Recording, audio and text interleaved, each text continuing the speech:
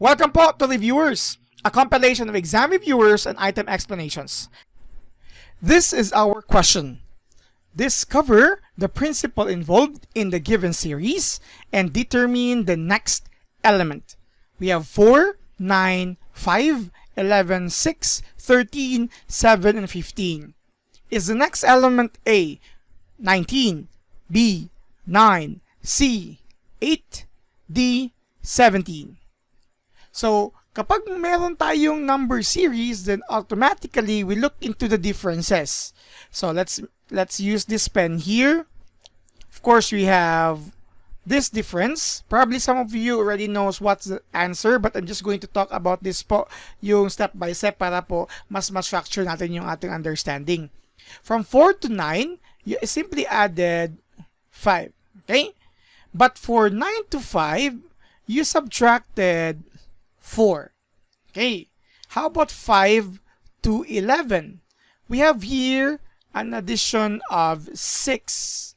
And dito, we'll have here minus 5. We can see that there's no common difference as we move from one element to the other. Now, you could look into the structure of these differences as well, because you might see here plus 5, plus 6. So, this is also plus 7, tama? And then you can decide the next. We have minus 4, minus 5, and so on and so forth.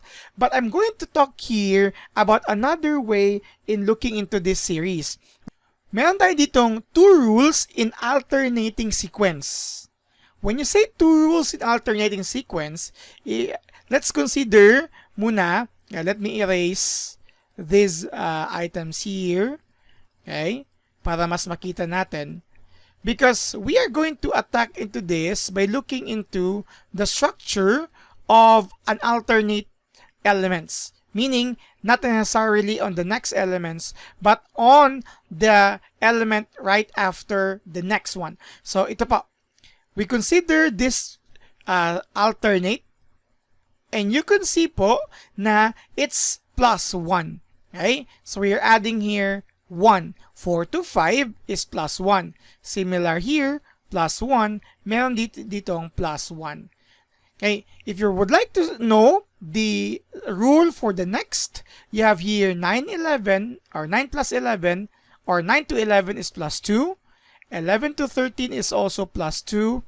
13 to 15 is also plus 2. Ito po yung ibig sabihin ng 2 rules in alternating sequence. Okay? So, pagkatapos nito, you were able to verify already a certain principle. So, to get the next element, you follow this one because it's on the first rule. You have here plus 1. So, automatically, yung tamang sagot po dito is yung letter C, which is 8. Because this follows the rule of adding 1 for these elements here.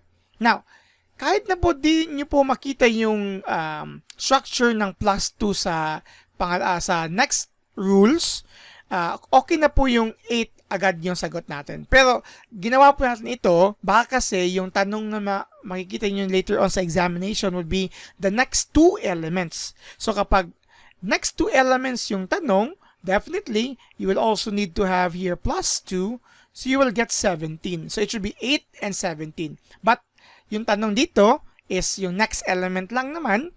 So yung tamang sagot is yung 8 talaga. Kasi it follows the first rule. So again po, ito po yung example ng 2 rules in alternating sequence.